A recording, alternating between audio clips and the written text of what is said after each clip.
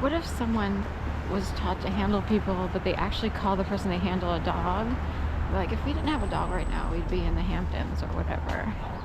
Can you imagine being treated that way? And the actual dogs are the people who think they're handlers. And that's how you learn to turn the tables. It's sort of like a prostitute with a John. Who's in more control? The prostitute or John? I guess it depends how much money you charge in. And how do you treat your John? So, some men, of course, are really abusive, and I would never recommend, being in that situation. But there's some pretty dominatrix women out there, and they try to turn the tables on the abuses occurring in prostitution, because there's a lot of demand. It's like, who's really at fault, the female or the male? Because the male needs the sex, right, more than the women. That's just a known fact.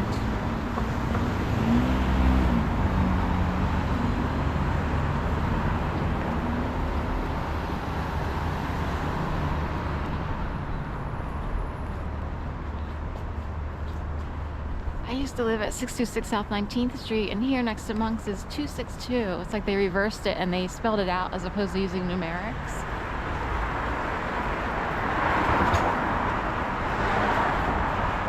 Hopefully it's reversed in my favor so that I can have more peace in my life.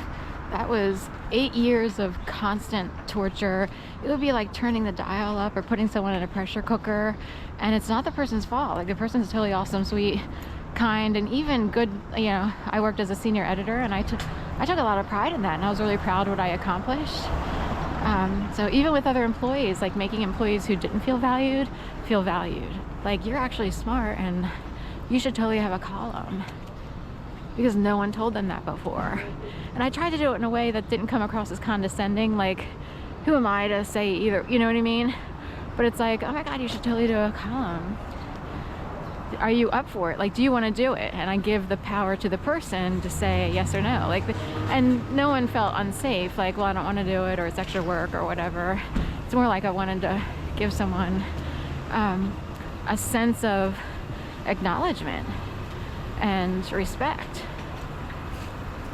So anyway,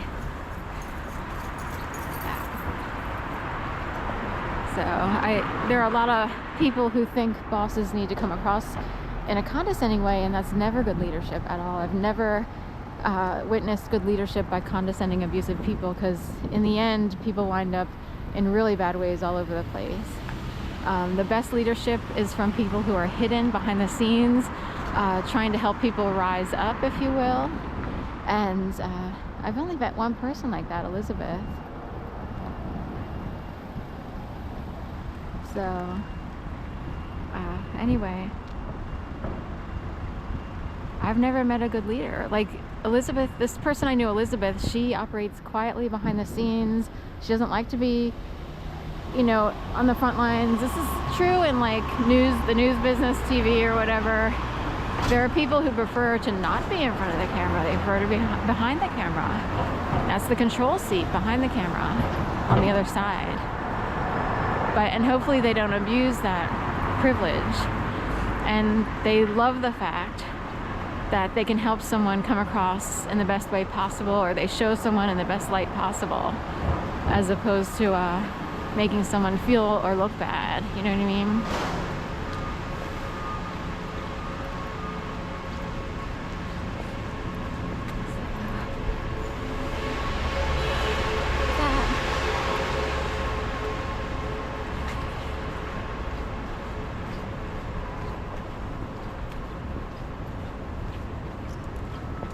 We'll always win. So there's a whole network out here trying to get Sharon to do this, that, or the other, and we had to outdo them. and you know, halted them in a big way. The entire whatever they were doing today. That's what I was told. Which way?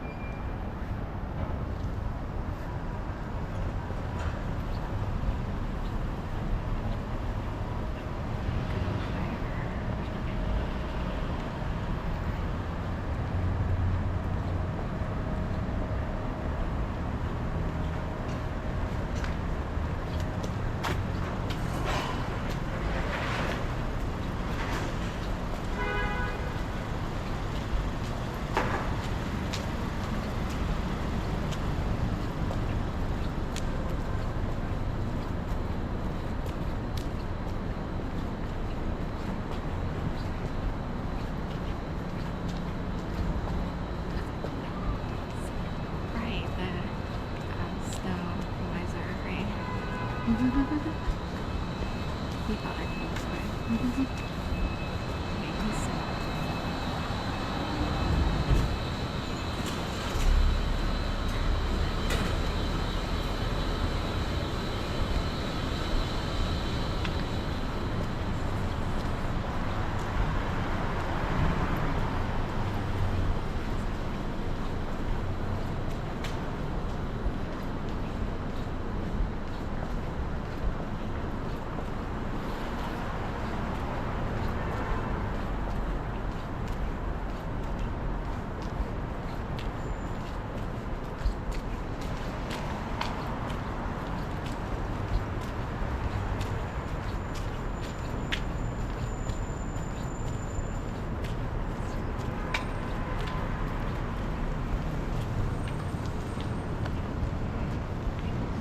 I think because what I experienced in 2011 was so bad and the activity afterwards, it is a thing where it's like I really don't get the mindset of people who need to carry out these actions.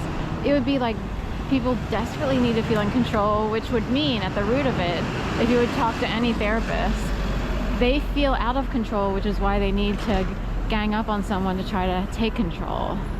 So when people can't control their own lives, they have to focus on someone else to try to control them. So hopefully they can learn to love themselves. They don't love themselves because they need to control other people or play games. But if you focus on yourself and try to, whether it's a job, career, education, yoga, sport, taking something up, volunteerism, and you too can learn to love yourself. Don't feel bad because you couldn't boss me around the whole streets the whole time, or at all. I wouldn't base, your entire self-confidence on being able to control other people, because it'll never work out in the end. God's on my side.